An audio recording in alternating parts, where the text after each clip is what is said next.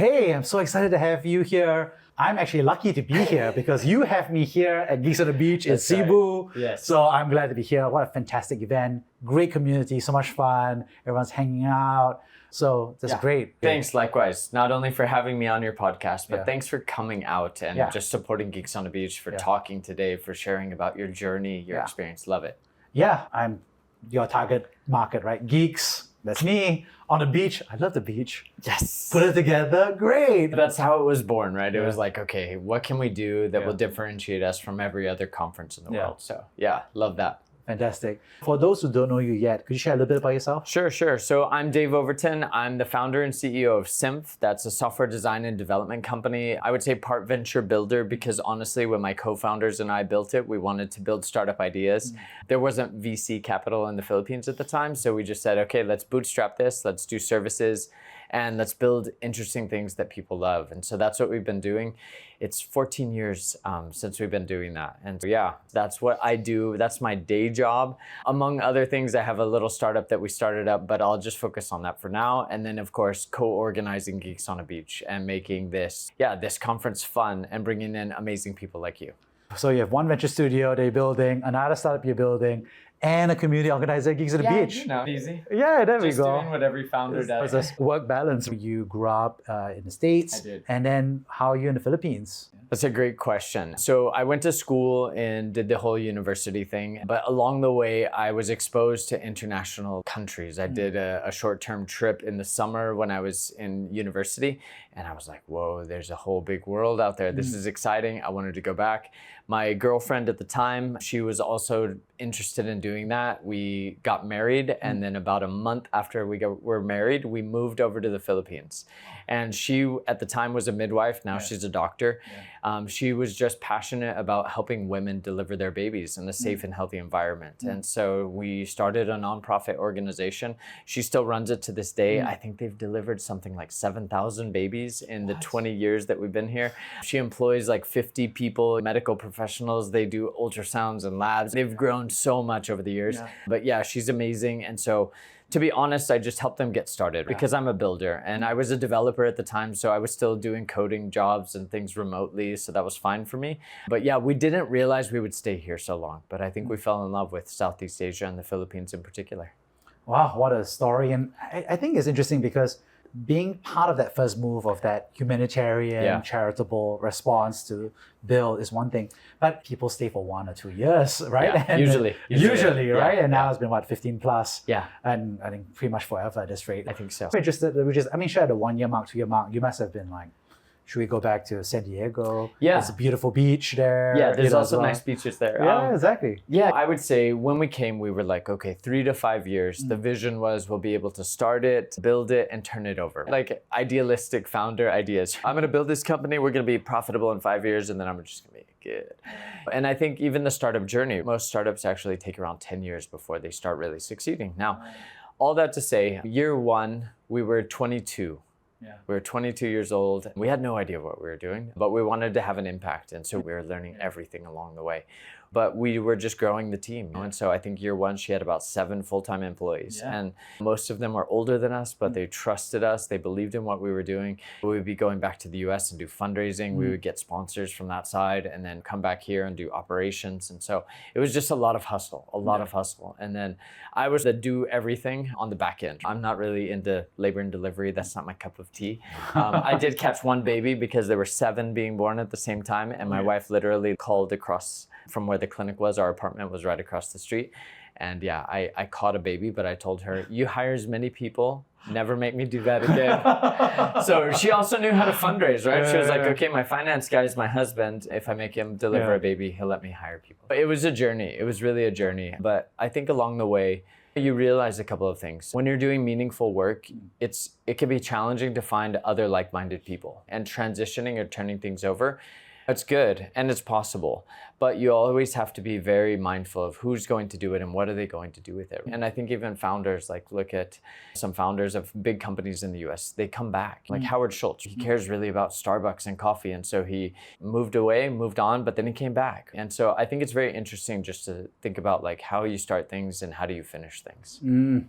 I love that, how you start things and how you finish things. how has that shown up in your life? How you start things and how you finish things? Yeah, I would say maybe I'll transition slightly to like the Geeks on a Beach side of things. When we had this idea, a group of friends were meeting with Tina, and we were inspired by 500 Global now. They had this Geeks on a Plane concept. And so we were like, okay, what is the Philippines great at? We have great beaches. We have a lot of geeks. Okay, let's do Geeks on a Beach. And we emailed them and just wanted to check like, hey, we're not stepping on your toes, pulling your branding. But we want to align with that. And we want to just say, okay, here's a nod. We like your branding. We like the geek thing. And I think when we actually got down to the brass tacks of it, it was very hard. It was like, okay, wait, you want to do a conference for 300 to 500 people on technology, design, and startups in the Philippines? Like, there isn't anything, right? And for history, I want to say it was early 2012 that we did the first startup week in Cebu, right? And this was like the very inception point of what I would call the startup scene. I had met Tina and Mark and another Mark, and Tina was in the US at the time, and she sent us this concept of Startup Weekend. Manila had just done it, I want to say at the end of 2011. Kickstart Ventures had done it and put it on, and she was like, can we do this in Cebu? And so we did, but this was just a year later, and we were talking about doing this massive conference. And I think, yeah, starting and ending, it takes a ton of work and a ton of commitment. But you know what? If you really love what you're doing, it comes naturally. And I think what we found in that journey was, okay, pulling like this conference off is a ton of work, but we found amazing partners who believe in us and sponsors who have believed in us for so many years. And I think that's how you finish well, right? Like you really pull through. Amazing. And what's interesting is that you co-founded Geeks on the Beach with Tina Amper, who has been a prior guest. Yes. So I'm glad to have you as well. How did you meet her? What was it like? Because she was lost and everything. I'm just curious, was it like a coffee shop? Was it over a beer? How did it happen?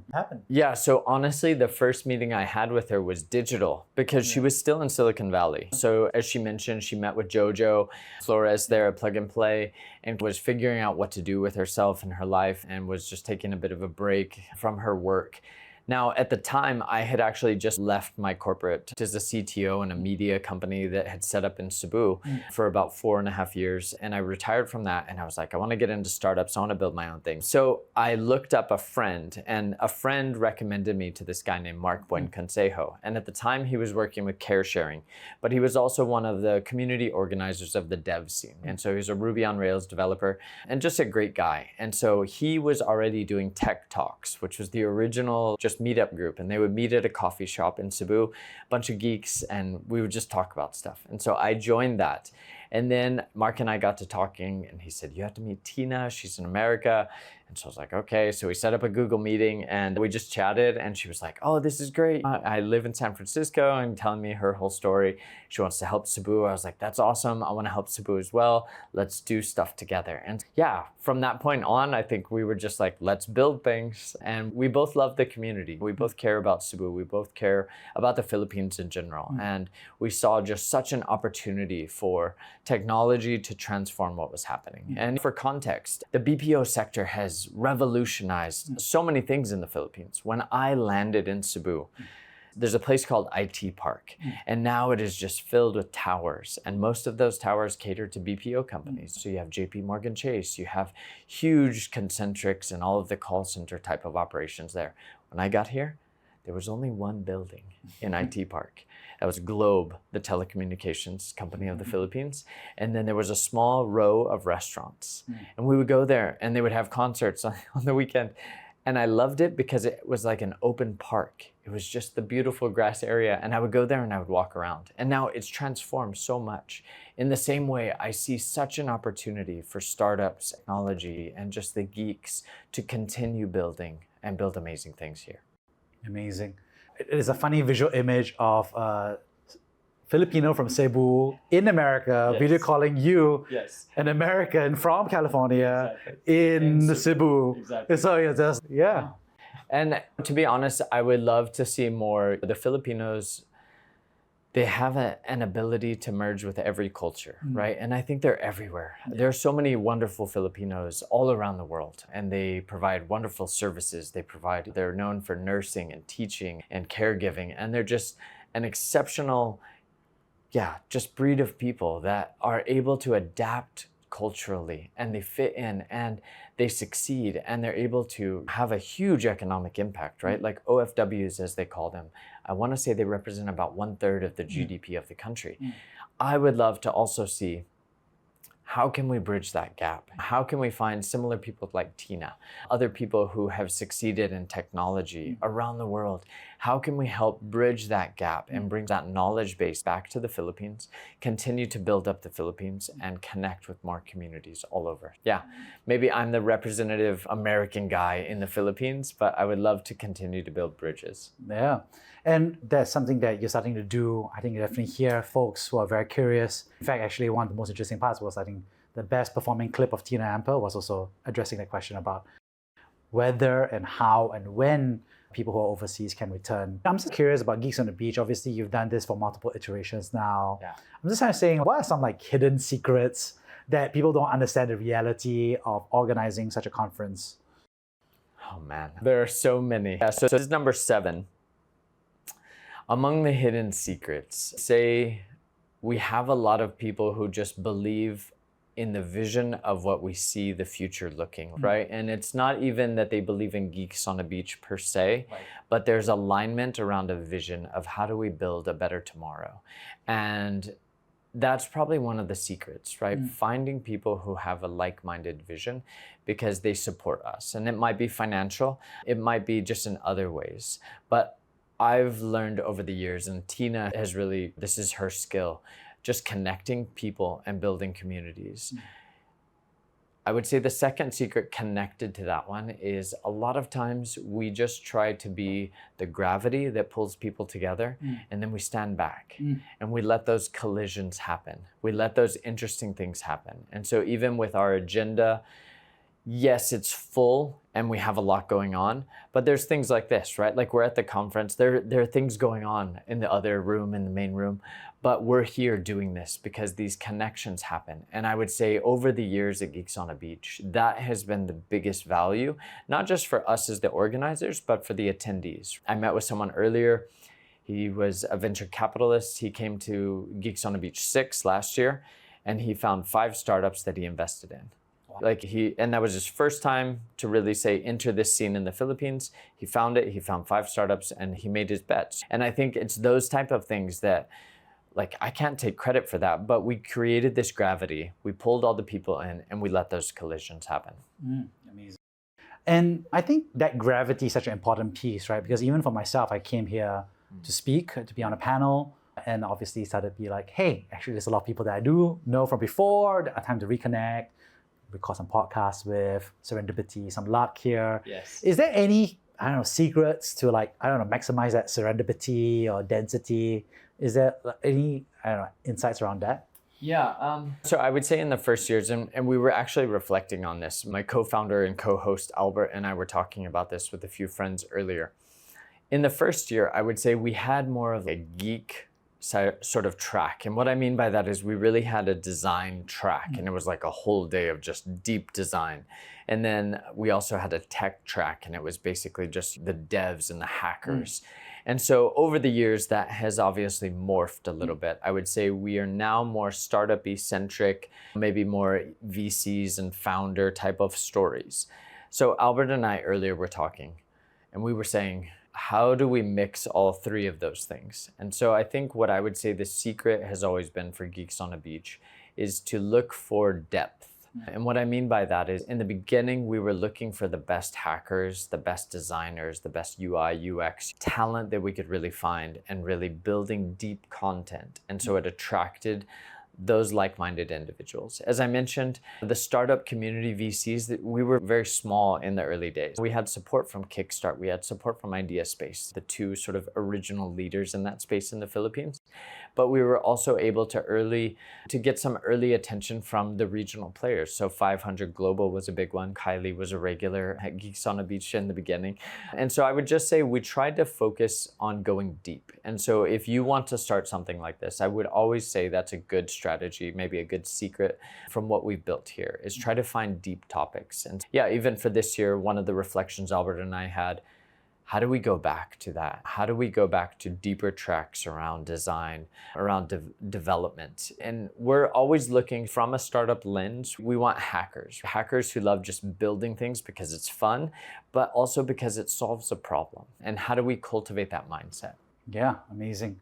And I think what's also incredible is that you're doing this and you're building 2 startups as well. A venture studio, and one an actual startup that you've birthed. Can you share about both of them quite quickly first, and then we're obviously got to dive into each one of them? Sure. Synth has been around a while, so I would honestly say I probably don't count it as a startup technically anymore, but definitely it is built in that startup-y way. So we're always changing things, we're always looking for what's new, and we're always looking for new ideas. But yeah, we're a software design and development company. I think we're around 88 people last I checked. Don't fact check that, but we're somewhere in that range now. We've done some amazing projects with some amazing clients, both in the startup space as well as the more traditional space. So basically, I would say what we're really good at is if you have an idea and you know what you want to build, but you don't know how to do it, we can turn that into a reality. Now, that works best, obviously, when you have a little bit of funding, right? If you're coming to us bootstrapped, I would honestly say you shouldn't be hiring a studio like us because it's not a good fit. You should go figure out who are my customers. You can validate things. You can build things with low code, no code. Go find your customers, start to get some traction. If you need support from a studio in the early days of a startup, I would probably say you're better off finding a co-founder who's technical and trying to bridge that gap. But we can augment. If you're at a point of growth and you need support, that's a good fit or a better fit for a studio from my perspective. Or if you're just like, hey, I have an idea, can we venture build this together? That's a good fit for us. Now, the startup on the side came out of one of those ideas. Someone came to us and he was like, Dave, I want to build a fast logistics company in the Philippines. And I was like, that's crazy because it's 7,000 islands in the Philippines. This is only 7,000. Only 7,000. But it changes based on the tide, right? High tide, it goes down. Low tide, it goes up. But yeah, he said, I have this idea. Can you build the software? And I was like, well, of course we could build the software, but that's not all that it takes. So we built the software and then he said, I really want you to keep building this with me. Can we venture build? And he formed a team and we said, yeah, let's go all in on this. And so it's called Flying Tigers Express. The main problem we're solving is we're making it easy to get next day and same day delivery in the Philippines. Our aim is to deliver anywhere in the Philippines in 24 hours, but right now we're focused on cities that have airports. So key cities like Cebu, Davao, Cagayan de Oro. And this is just making it easy for e-commerce providers to be able to get goods distributed to where their customers are in a reasonable time frame. So right now, nothing against Lazada or Shopee, but if I order something there and I ship it to Cebu, at best 12 days. So we're changing that. We're doing same day, next day delivery. We're cash flow positive. We were just in the idea space cohort. So we're in cohort 12. We're continuing to learn and build. We'll be fundraising soon. So yeah, I'll send you a deck. So yeah, it's been busy. So only a 4-time founder. Only. Glory Reborn. Yeah, Glory Reborn. And then Geeks on the Beach. Exactly. And then Synth, and now Flying Tigers Express. Yeah. Do I seem to detect a World War II reference with Flying Tigers Express? There is, but it was not intentional, but we were playing with that. And then I told the story because I'm American. And yeah, they were amazing World War II fighter pilots that did some crazy missions. But yeah, definitely we were sensing. We use air delivery, so that's the flying. And then tigers, because, well, Asia, there's that Asian tiger phenomenon. And so we wanted to link to that. And then express, because we don't do longer delivery. We're basically same day or next day. And to us, that's where we want to focus. Obviously, I'm American, but when I go home and I get Amazon orders the same day or the next day, I'm like, oh, this is amazing. And that was not always the case. When Amazon started, when I started ordering from them, it was like a week, or if you wanted it faster, you were paying FedEx or UPS. And so we want to progress the market. We want to let people get goods quickly because that's just such a great experience. Yeah, I think a lot of Americans have forgotten how magical the experience was when it became same day or next day delivery. Exactly. And I was, it's it arrived 2 days later. It's such a horrible inconvenience. It's unbelievable. It's so amazing how magic becomes, I know. I don't know what's the word, ordinary. Yes. Fast. No, and I think that's what they say about every great technology, right? It should feel like magic. And I think that same day and next day did feel like that back in the day in America. And now that's what we want to make it here, right? We just want it to be magical. Oh, wow, I just ordered this and now it's here. So. And I think what's interesting is that actually you've seen the different chapters as well. So many years that you've been in the Philippines. So you said from one out in the IT park to now a whole forest of them. I'm just curious what other changes you've seen during this time frame as well. Okay, I have to say there's more traffic. That's natural. I would say, I think if I look at the startup community in particular, I think there's been a few changes. I think founders have learned a lot. I think they've learned how to build product that is much better than what I remember in the early days. I remember some of the pitches because with Tech Talks, we would have at least a monthly talk and let founders get up and pitch. And I remember a lot of the pitches. That's actually how I met Albert, my co-founder. So it was at a Tech Talks meeting and he was pitching. There were maybe 3 or 4 other pitches and he just pitched differently. And I was like, okay, this kid is going places. I want to talk to him.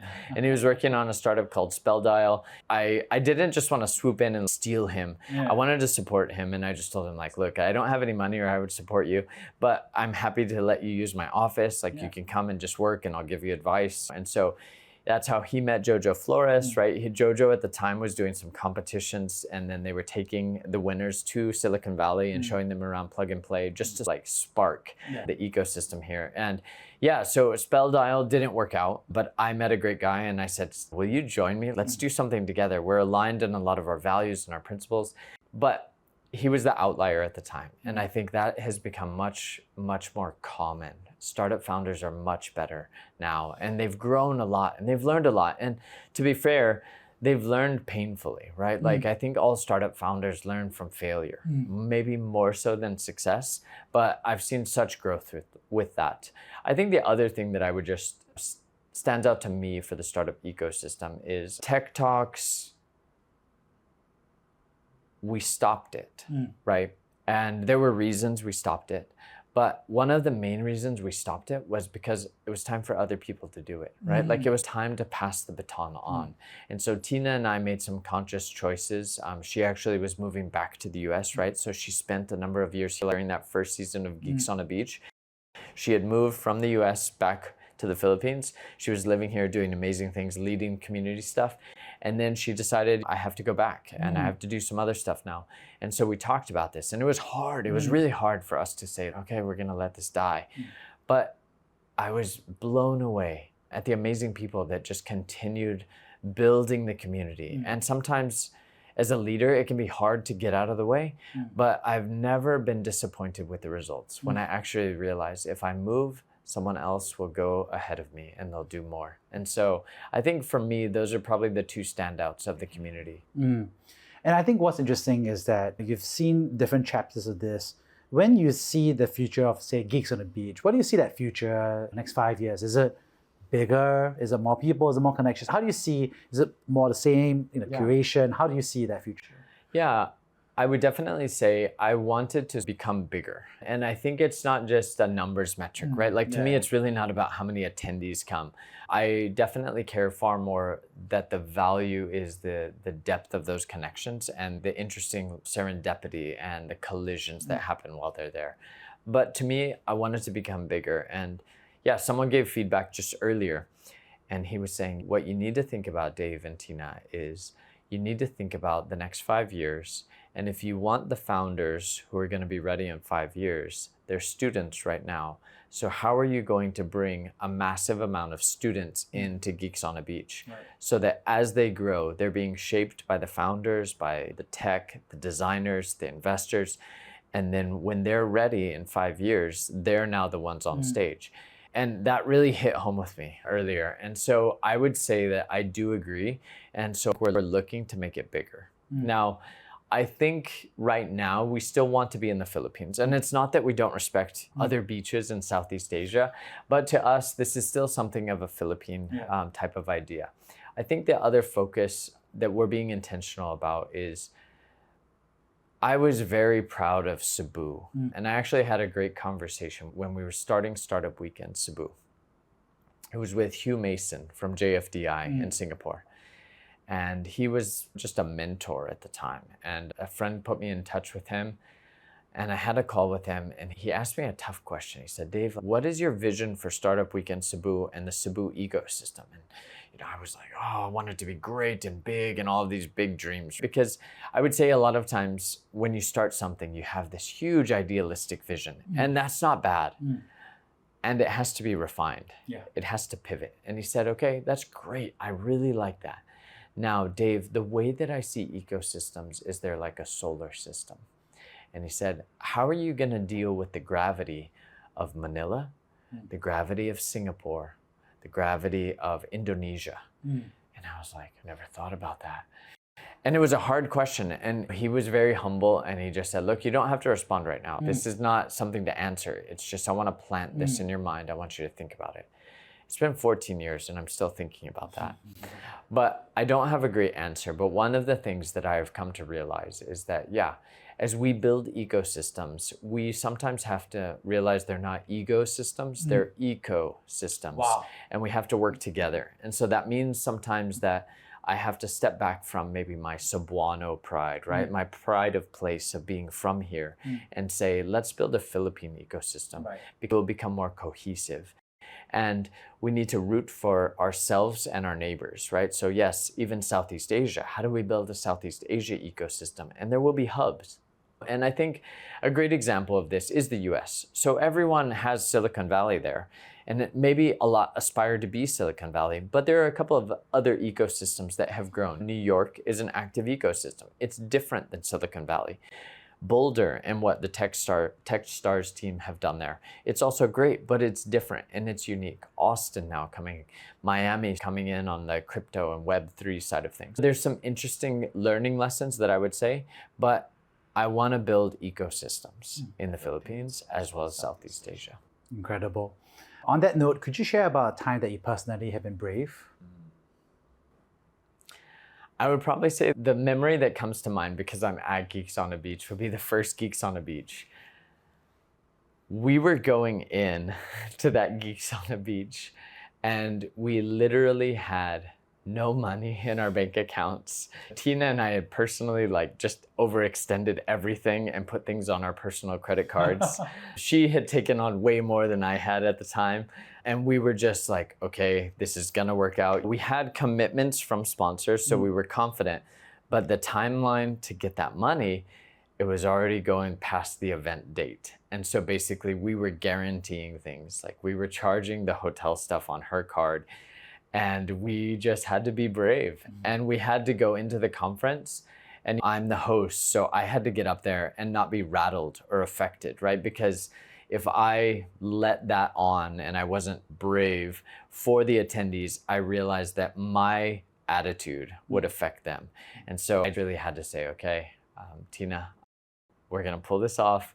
We may be paying your credit card interest rates for a little while, but we're gonna do this, we're gonna do it. And so I would say that was one time. And she personally, honestly, she was way braver than I was because it was her credit on the line.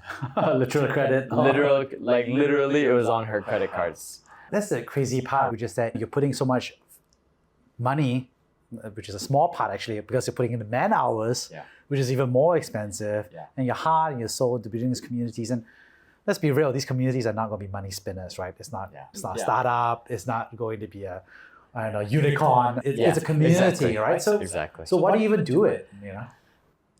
That is a good question. And so I'll be honest with you, right? Like last year, we operated at a net loss, right? And so Tina and I, our other co-founders, they didn't get paid for the services that they did. They took the loss, and then Tina and I took losses because we were able to put our credit cards, or we put capital in.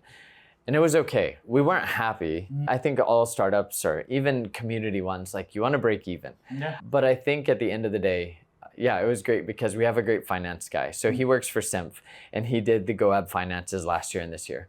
And so I love him because when I have to talk to him, I feel like I'm asking permission. Even though I'm his boss, I still feel like I'm asking permission. And I think that's a great model for a finance guy, right? You should be scared of them. And so when we talked about it, doing GOAB 7 this year, I went to him and I was like, Bryant, we want to do Geeks on a Beach again. And I knew he was going to be like, Dave, we lost money last year. But he just looked at me and he's okay, but Dave, can you make money this year? And I was like, yes, Bryant, I can. And I would just say, for me, We broke even this year. So we did. We didn't break even enough to repay the losses from last year, but that's okay. Because to me, this is bigger than the money. And I think what that is trying to communicate is that a lot of times for the community, you're just investing in building something bigger than yourself. This is gonna outlive me. And that's my hope, that's my dream. Like the legacy, it's not about Dave, honestly. It's not about Tina either. It's not even about Geeks on a Beach. It's about what will happen in the ecosystem. Brad Feld, great book, Startup Communities. Definitely read it if you haven't already. Check out his content online. He has great blog articles about this, but I wanna say he said it's 20 to 30 years to build an ecosystem. And Tina and I had to remind ourselves last year and this year, okay, it's only been 14 years. Like we're barely like halfway there. And we have a lot of work to do. We wanna keep building stuff, but we believe in something bigger. So to me, that's the answer. Wow, amazing. It's great to see that humanitarian heart still be there. It's still It's there. just for the startup side. And Exactly. yeah, the reality is I think there's so much value you're creating for so many folks. And Thank you. obviously it's far in magnitude and order of magnitude higher than effectively your break even Yes, rate that you have absolutely. right now. Absolutely. Yeah. And yeah, if anyone out there There's is a GOAB founder and you found those connections, let us know, because honestly, those are the stories that keep us motivated. When like this investor who found 5 startups last year, when he told us that, we were blown away, and it gives us meaning, it gives us purpose, and we're crazy enough to do it again next year. Amazing. On that note, I'd love to summarize the 3 big takeaways I got from this conversation. First of all, thanks so much for sharing about how you got to the Philippines from sunny America to another sunny place at least. So it was not too bad, but it was just fascinating to hear about that humanitarian, following a wife, and being part of that mission to do all of that social work. Secondly, thanks so much for sharing about Geeks on the Beach, about what is it like to meet Tina Amper, your co-founder, and also make those decisions about what is it to build a great community, but also a financially sustainable community that is able to not only be able to take care of the people who are in it, but also create so much value for Cebu, for the Philippines, for Southeast Asia. So incredible there. Lastly, thanks so much for sharing about your own founder journey. Technically, there's 1 nonprofit, 1 studio, 1 startup, and 1 community. But I thought it was just so fun to hear you with that serial entrepreneurial energy to do it 4 times in a row and still not be tired. Maybe you are tired, but you're doing tired. But you're doing a good job together. And I'm just so inspired by that journey. Thank you. On that note, thank you so much for sharing. Thanks, Jeremy. Thanks for having me. Total respect for what you're doing, what you're building. Obviously, you've been on an exciting journey as well. I think similarities and just continuing to build and do things in the startup space. Thanks for coming to Geeks on the Beach. We're honored to have you and look forward to having you again next year. Definitely. Thank you. All right. Thanks.